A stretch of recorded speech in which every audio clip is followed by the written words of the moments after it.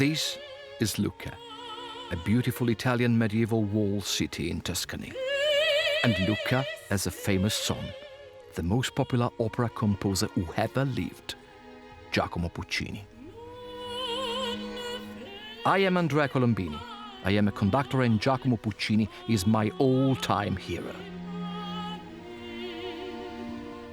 As a symphonic conductor, I've only ever conducted one opera, but now I'm ready for my biggest challenge.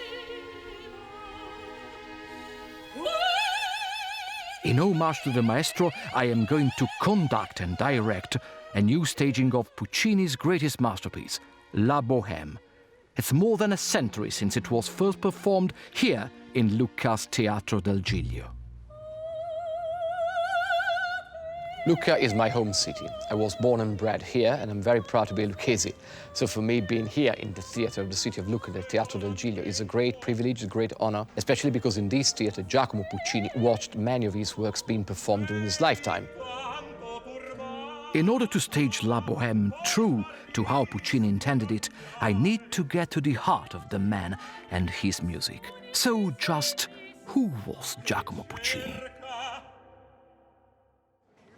And this is the place where Giacomo Puccini was born, and it is why the statue of the Maestro is here.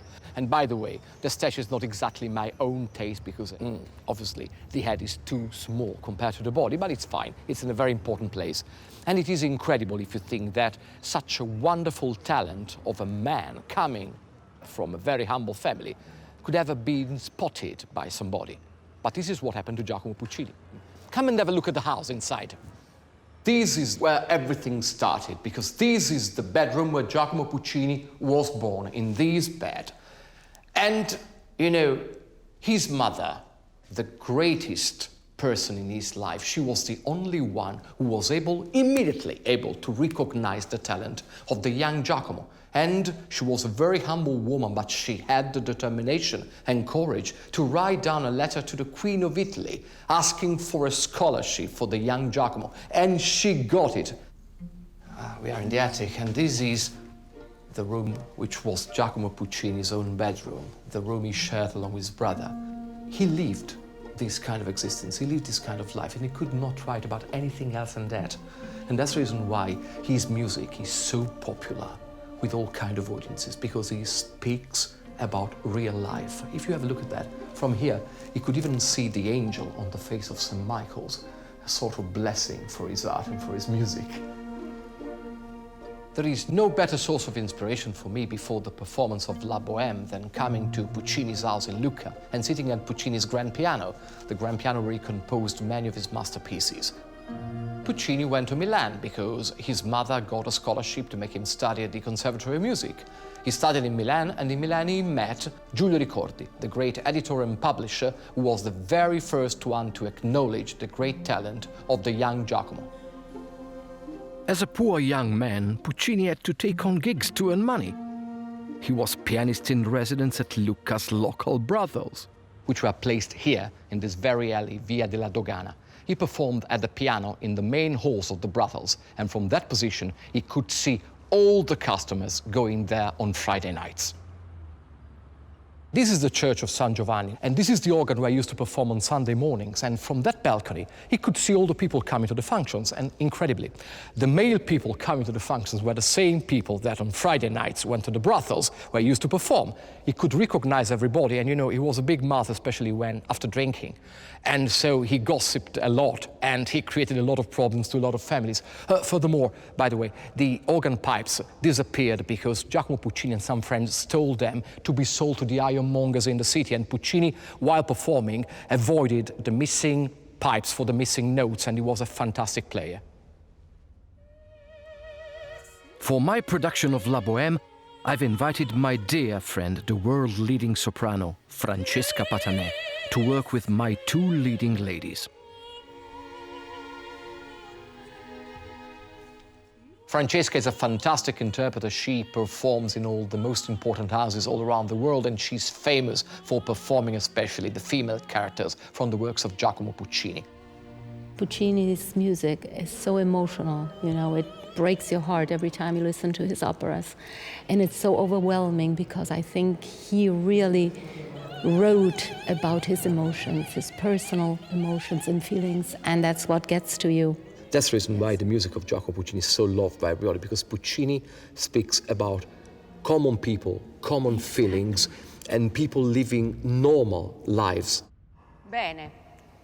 Bianca Barsanti is playing Musetta, a flamboyant, flirty character, so I need her to have a confident and commanding stage presence for Musetta's Waltz, the famous aria in Act 2 of the opera. Fai, attacca piano e dai un po' di crescendo, perché è insinuante, come se venisse di e tu che sai. Capito? Quindi è proprio... Ok, un attimo.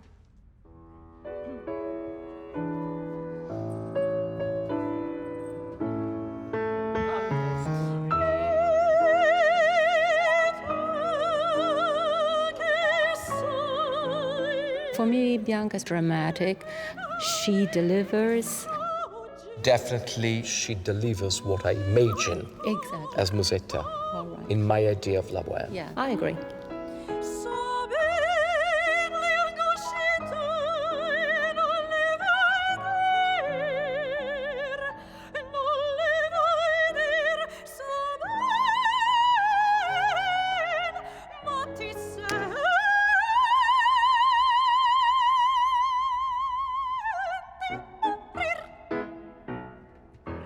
Quando viene lo sgelo, il primo sole mio. Francesca Maionchi is playing Mimi, the tragic young beauty around whom the story of the opera unfolds. So, I'm looking for poignancy and fragility in her performance.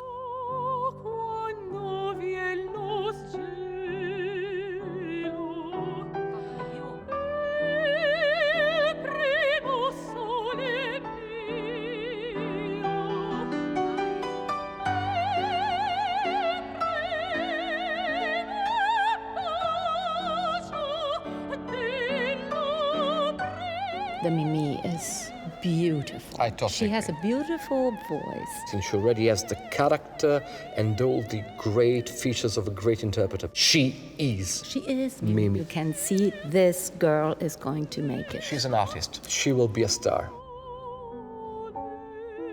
We can relate to all the characters because it's us on right. stage. Right. It is so overwhelming. It is so powerful. It is so full of passion, so full of sorrow. You know, when Puccini wrote La Boheme, and at the end, they say he cried. I cry all the time. We all cry. I'm even crying when conducting it. Thank you very much indeed for your wonderful help and support. Aged just 38, by the time he composed La Boheme in 1896, Puccini had already established himself as a world-renowned composer. But why were his operas so internationally successful? My fellow conductor from La Scala Milan, Brian Richard Earl, is here in Lucca and another massive Puccini fan. Cheers, Brian. Cheers. And welcome back to Lucca. It's great to have you here. It's always a pleasure to be here, yes. What really makes the performance of the music of Giacomo Puccini interesting, or what are the elements to be considered when performing Puccini? You have to remember that Puccini is the end of bel canto. He's the last chapter of a book which goes back to the 17th century, when this Italian melodic structure developed, you know. And they in that epoch, they laid the foundations for this melody, which goes right through the composers like Bellini, Donizetti, Verdi. And Puccini is the finale of this style of composing.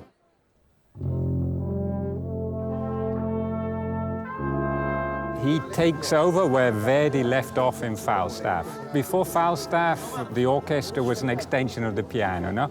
In Falstaff and Otello, and then in the operas of Puccini, it becomes a beautiful color, a painting which accompanies the voice. And he visited many other countries all around the world, and he went also to the Universal Exhibition in Paris in 1889 and was impressed listening to other sounds coming from different countries. Exactly, but he was very clever in taking these influences and making them part of his music and making them part of the Italian tradition, you know. What makes his melody so poignantly involving for the audience from the emotional point of view? I think it's a mixture of things. Puccini's technique, he manages to take advantage of every interval to place the semi-phrases across the bar and then on the bar. And the color of the orchestra, the color of the voices, and the text also. So everything together makes this a great emotional push. He strictly followed the advice of Giulio Ricordi, telling him that any good melody must not be more than 3 minutes of length, because people cannot bear more than 3 minutes. I don't know about that. Maybe they can. Nowadays we have very short concentration, you know. But his genius was reducing the Verdi's forms into something more concise, you know? Yes. He learned this from Verdi, but he also learned it from Wagner. Did you know that Puccini, as a young man, was the editor of Wagner in Italia? You know that? I didn't know about that. I knew he loved Wagner very much. He worked on the first Italian performance of Maestro as a young man. Great.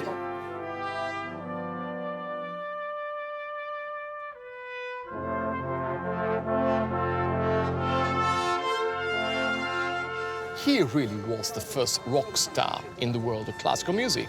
Exactly, and that's what Italian opera is like. It's the popular music of its day. You know? Very good. So let's have a toast to Giacomo Puccini. To Puccini. The great rock star. The great rock star, yes.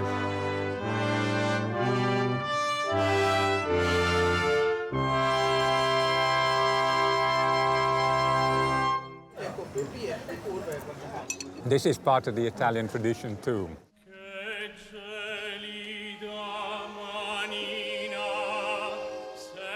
I'm here at Villa Roncioni, this fantastic place where I'm going to meet my Mimi, because today we are finally choosing the costumes for the staging of La Boheme. And come and have a look here. Look at that.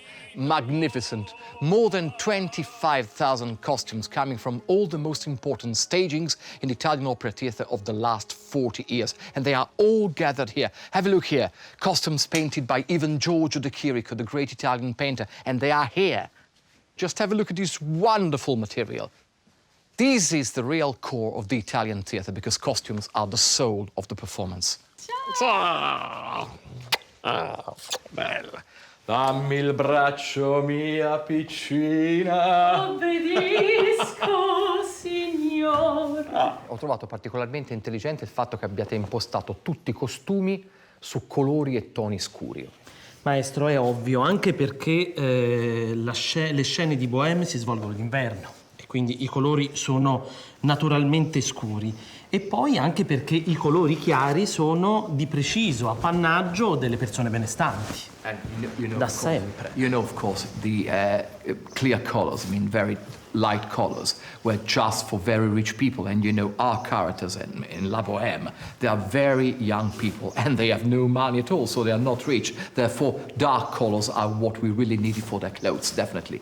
E ho visto anche poi la scelta dei nastri per dare questo tono di luce ai colori, altra scelta molto intelligente che mi è piaciuta. Sì, anche perché per le persone che avevano pochissime possibilità economiche, avevano pochi abiti da indossare, l'unico modo per variare l'abito e renderlo diverso era aggiungerci dei nastri. Con pochissima spesa riuscivano a cambiare completamente l'immagine e a dargli una vivacità. Tocco di vivacità. Soprattutto le donne giovani come Mimì.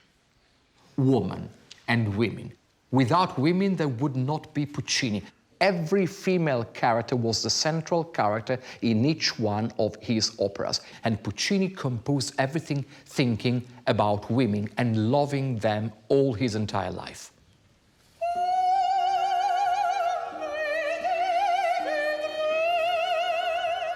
But Puccini fell in love with a married woman. Elvira Geminiani, née Bonturi, the wife of a very influential merchant in the city of Lucca. And she left family and husband and took her children with her because she wanted to live with a young Giacomo. And they wanted to live together because they loved each other. But can you imagine the scandal? They could not live within the walls. So they simply decided the most intelligent thing. They decided to live elsewhere. Buongiorno. And they chose Torre del Lago, a place 19 kilometers off on the coast, very secluded. And they built their famous villa. And they lived there more than 30 years together. But Puccini, who was a Lucchese born and bred, had Lucca in his heart and mind, and he always thought about his native city, always.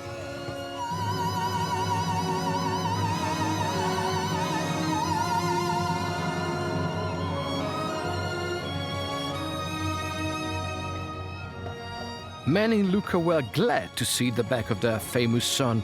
Puccini had been quick to gossip about others' indiscretions, but he himself was eloping with Elvira. Her husband refused to divorce her, so the lovers waited to marry until after his death, some 10 years later, in 1905, in spite of Puccini's continual and public affairs. And this is the villa where Giacomo Puccini and Elvira spent almost 33 years of life together. My friend and author Michele Bianchi has studied Puccini's letters to find out more about his life. Allora Michele, siamo qui a Torre del Lago, un posto che ha ispirato Puccini. Quali sono le fonti di ispirazione di Puccini durante tutta la sua vita? Sicuramente di questo posto, intanto bisogna pensare alla Torre del Lago non di ora, ma di 100 anni fa. Questo era un luogo assolutamente isolato, tranquillissimo, dove la natura era assolutamente lussureggiante.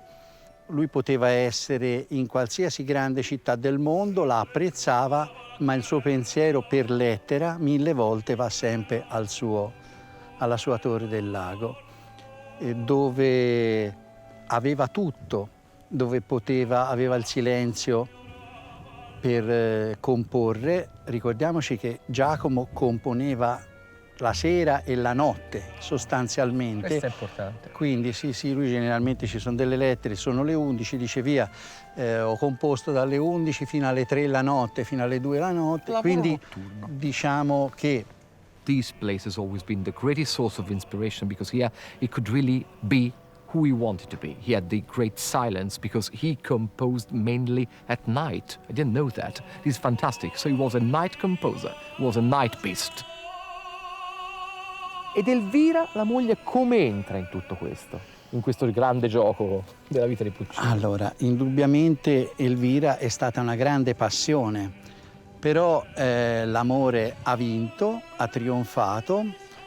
Da Elvira Giacomo ha avuto un unico figlio, Antonio, quindi diciamo sostanzialmente Elvira è stata amata da Puccini nonostante ovviamente avesse un carattere diciamo strano e comunque difficile. Perché? Ma ricordiamoci che anche Giacomo aveva un carattere strano e difficile, a differenza magari di quello che uno pensa.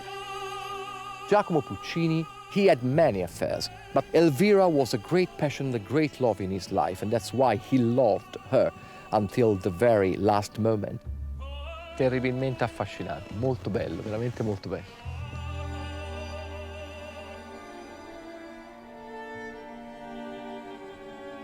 This is my favorite statue of Giacomo Puccini. It was sculptured in 1925 by Trubetskoy and depicts the Maestro 2 years earlier, when he was already ill with throat cancer, the result of a life of smoking. And Giacomo Puccini is buried here in Torre del Lago. And this bust, made in 1945 by the famous Italian sculptor Alfredo Angeloni, is considered to be the best image of Giacomo Puccini existing, and it is now part of my collection, huge collection of Puccini's memorabilia. La Boheme was just the first masterpiece of a long series of successful operas that Puccini composed in his lifetime. I'm talking about Tosca, Madama Butterfly, and finally the great masterwork Turandot. unaccomplished, wonderful opera which gave him so many troubles because he was not able to find a credible finale. Just think about that. On the 20th of October 1923, just 1 year before his death, he decided to go and visit Salzburg, the Mozart's birthplace, in order to find the right finale for Turandot, which is actually a fairy tale just like Die Zauberflöte, the Magic Flute, the last opera by Mozart. Quite incredibly, he was not able to find any inspiration, and he died in Brussels in 1924. At his deathbed, the faithful Elvira was there beside him.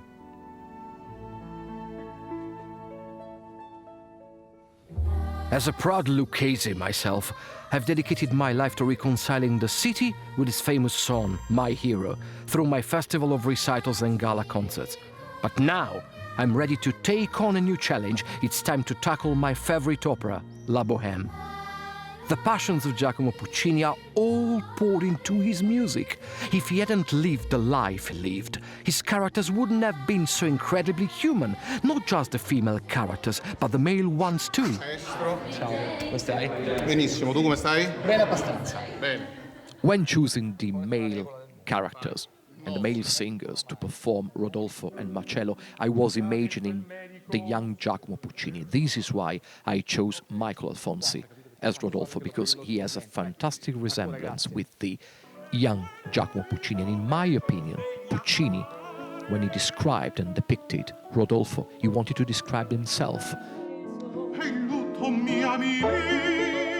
So Francesca and Michael will be my tragic leading couple, Mimi and Rodolfo.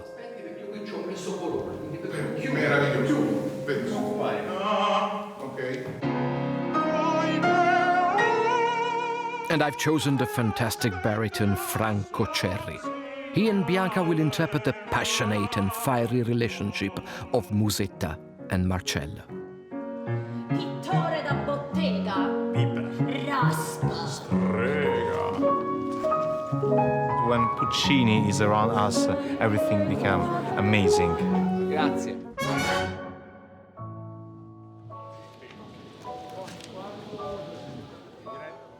And here we are at the Teatro del Giglio in Lucca, where the setting of the sceneries of La Boheme is taking place. This is the scenery for the great second act of La Boheme by Puccini. And you can see the other pastries in the showcases, and this is the atmosphere for the wonderful scene where crowds and characters and Musetta and all the other people are going to be on stage. It is the most complicated scene in the entire opera. A lot of people on stage, more than 80 people. And just to feel everything properly and to fill all the space is going to be a great enterprise for any director, especially for me. And as you may possibly know, the action of La Boheme is set in Paris. And you can see it is Paris in this staging because there are posters and the fish of Paris everywhere, especially posters about the great exhibition at the very end of the 19th century, an exhibition that Puccini visited and gave him great source of inspiration. And then, if you have a look at my shoulders, you will see the bar where our Musetta, the great Bianca Bassanti, is going to perform her wonderful aria of second act, a great waltz.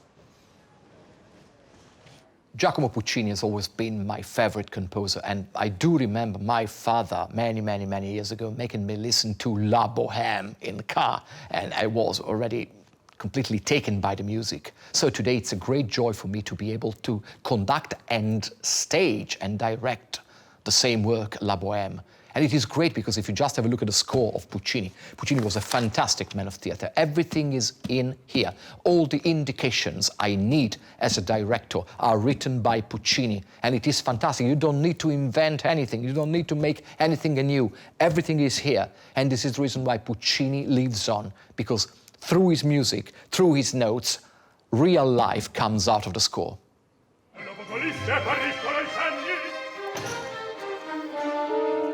The four main themes in La Boheme are passion, love, hope. This is very important because all the characters on scene, they're hoping for a better future, and youth.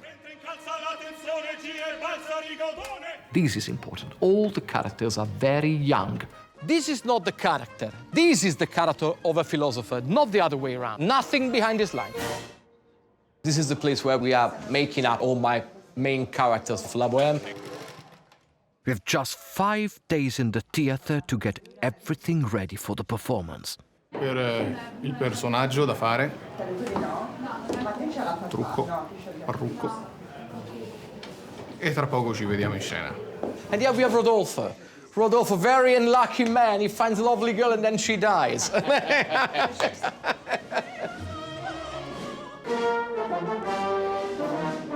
Passa la ritirata. Ecco, attacca.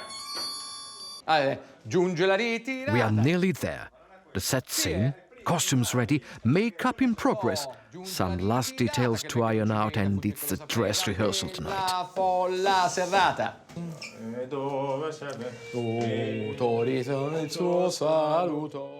Okay, there's the conductor, there are the characters, there are the singers, there is the orchestra, but there is someone who is above everything. And this someone is Giacomo Puccini, the genius of Giacomo Puccini. Questo che frega. There's a great atmosphere amongst the cast, orchestra and crew. The whole team is pulling together, so I'm confident we'll make Puccini proud. Giunge la ritirata, che vecchio non si vede, Puccini con la sapreda, la folla serrata. La scottiglia, è così, capito? Quella folla serrata. There's just one more person I want to see before curtain up. So I've come to the hills just south of Florence to meet another hero of mine, the legendary baritone Rolando Panerai. Rolando played Marcello hundreds of times. Now 93, he was born the year Puccini died, and I always find his unique perspective a calming inspiration. Puccini, tu lo sai, insomma, l'unico baritono di grande rispetto le Scarpia, insomma. Esatto, certo. E per lei che cosa rappresenta il personaggio di Marcello? Quali sono i sentimenti di Marcello, le cose interiori che Marcello esprime? Mi piaceva perché, anche perché c'erano delle belle frasi, per esempio, se piangere mi piace, c'era il duetto, capito?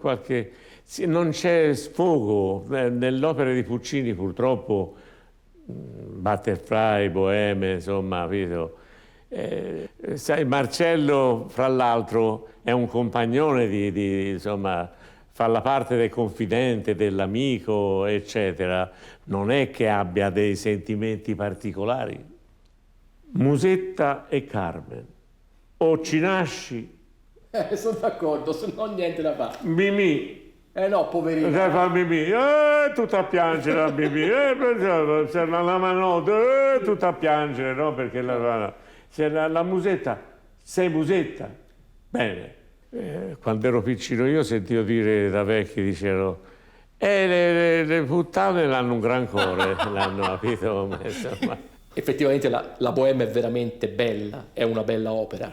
Quelli più vecchiotti sono i più arzilli, direi. Sì, esatto, pensa a Benoit. Pensa a Benoit, insomma. Ci rincontriamo sul libretto della Bohème di Caraga. Torna fra 10 anni. And knowing Rolando, I probably will see him again in 10 years' time. What a legend. Back to work, and the act I'm most worried about is the one with 100 people on stage, Act 2, and we have got to get it right. Being a conductor is a work of responsibility, but it's also a work of many honors and pleasures and many frustrations. Which means that you have to deal with 60 different characters here in the pit, che a battuta 30 vanno fuori, tutte e 30. Infatti il coro muore. You have to deal with 100 characters on stage. You have to deal with the soloists. Michael, non è l'opera di Roma che non ti ci verrebbero e sono a tempo indeterminato, e non ti ci verrebbero extra orario. Però io te la butto là. Ragazzi, è un altro... domenica che ore è? No, la generale ragazzi alle 6. Questa si tagli. La pressione. Under pressure. Under pressure. Push it down on me, push it down on you. This is not Bohème. Then they come here, on the stage of Giacomo Puccini. They see the theater and there are emotion. They feel fear. And there is only one single person carrying the burden. Ragazzi, banda, basta! Per favore, la banda può venire qui davanti, vi dispiace? Banda qui davanti, grazie. Banda qui davanti. Oh! Sì, arrivano. E che caspita, non sentono. And sometimes I wake up in the morning and say, oh, geez, why? But I do want to do this opera. I've been studying it, loving La Boheme all my entire life. It's Puccini's most difficult work. There is no going back now. I've penciled down in the score 20 to 25 points in which my help is required and in which I have to study. It's difficult, because if the singer is perfectly in tempo, everything is all right. If the singer or singers tend to quicken or slow down what they do, this is going to be a problem, because, and I'm working on that. Viva Parpignol! E uscite veloci, dov'è Marchino Mustaro? Questa prova è una prova di assieme, vuol dire che si mettono insieme i solisti, il coro e stiamo cercando di rendere tutto in armonia ed è difficile per tutti, però insomma siamo tutte persone piene di energia e di coraggio e vincerò! Va bene? Ciao. I have to go. Bye. Kisses the children. I express what I have within. Che c'è? Quel dolore, quel bruciore. E dove? When I conduct, if I want to cry, I cry. If I want to laugh, I laugh. I laugh many times, especially when they do exactly what they are supposed to do, when they play particularly well, when I see a soloist performing the solo with the right spirit, with the right blink in their eyes, and they are happy to perform that music, and they are brilliant, and they perform the music brilliantly. This is what really makes me happy. If it is like that, with the sense of music intact and pure, it is the greatest success.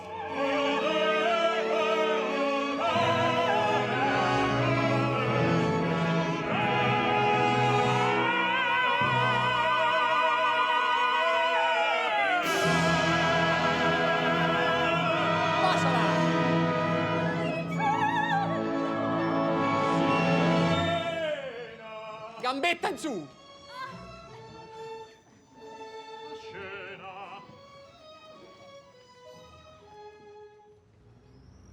As the sun goes down on Lucca, it's finally time for curtain up. Puccini's music is written first and foremost to entertain. He understood his audience and his music pulls on the heartstrings. To be honest, I've never felt so nervous before a performance in all my life. I really want to do it justice tonight in the theatre of Giacomo Puccini. This is it. Mobiles off, please. House lights down. Michael and Franco on stage. Here we go.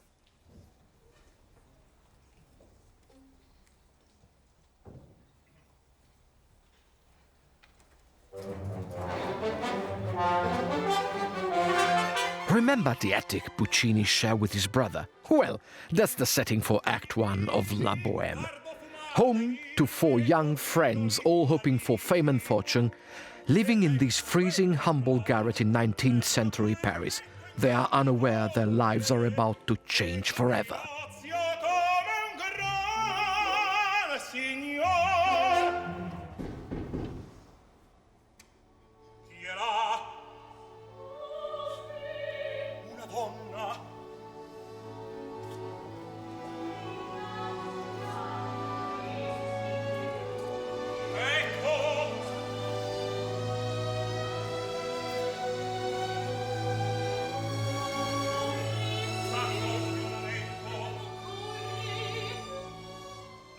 When Mimi comes into Rodolfo's life, he doesn't realize how ill she already is.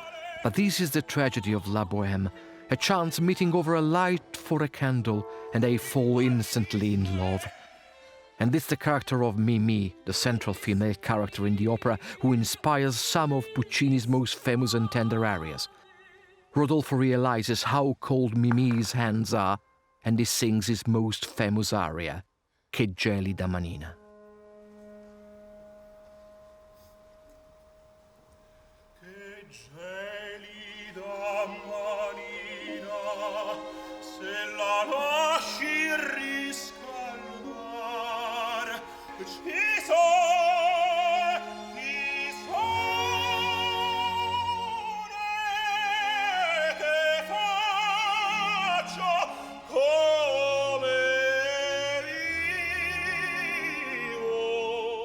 A splendid hymn to love, to which Mimi replies with a most beautiful aria, Sì, mi chiamano Mimi.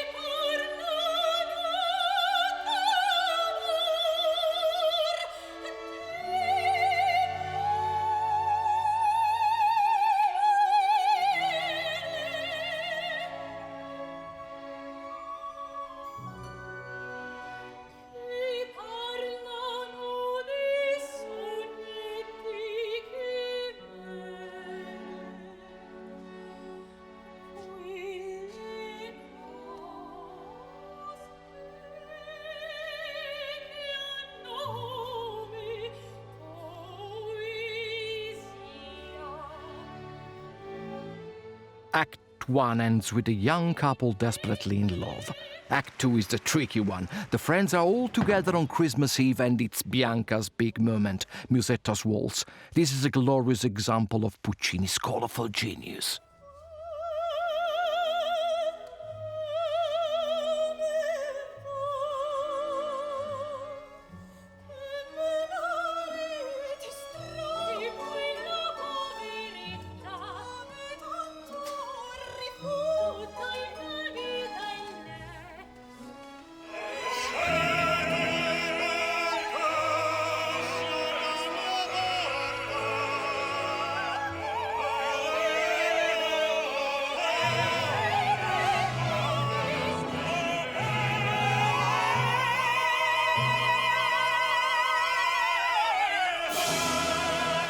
Of course, by the end of Act 2, the tardy Musetta has managed to ditch her elderly gentleman Benoit, and we know for Marcello against his better judgment. Now for the marching band.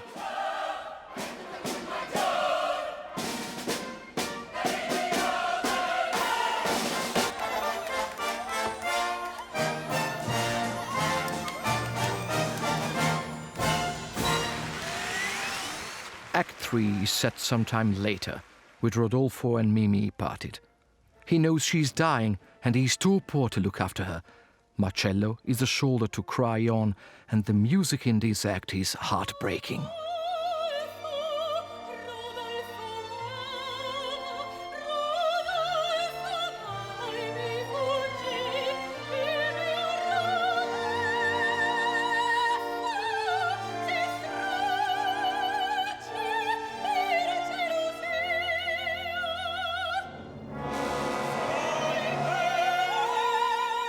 The two couples' contrasting relationships close this wintry scene, with Marcello and Musetta still fighting.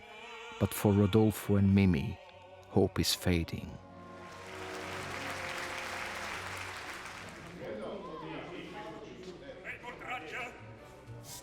Act 4. Back in the attic, life has returned to normal and the friends are playing around with youthful exuberance. The color of the orchestra depicts their happy-go-lucky nature with cascading strings. Puccini's music is like a film score as he paints a picture of joy and hope.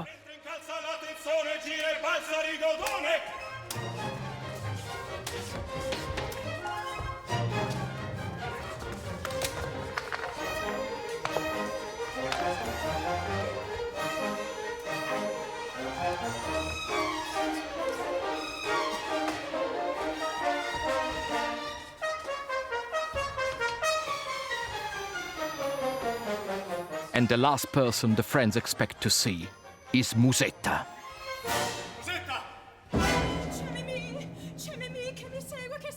Mimi is dying. Musetta has brought her to be with her true love, Rodolfo, one last time. The emotion and passion of the music as Mimi lies dying draws on all of Puccini's youth, life and loves. We can all relate to the tragedy of this final scene.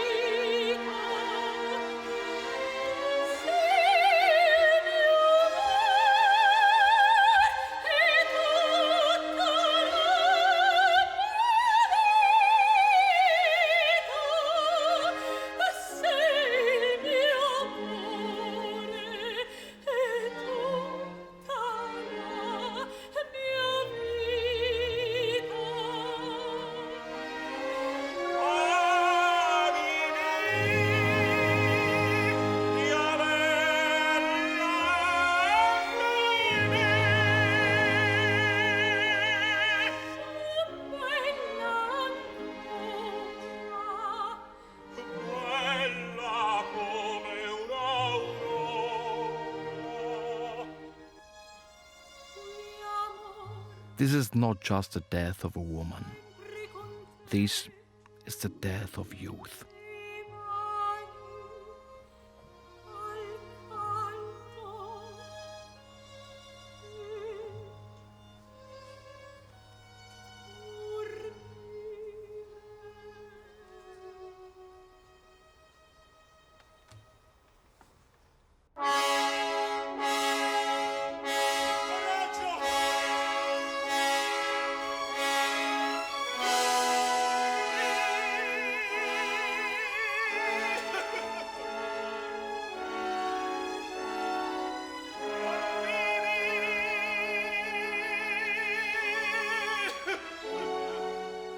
This is the genius of Giacomo Puccini, and this is why he remains over 100 years on my hero, the most popular opera composer who ever lived.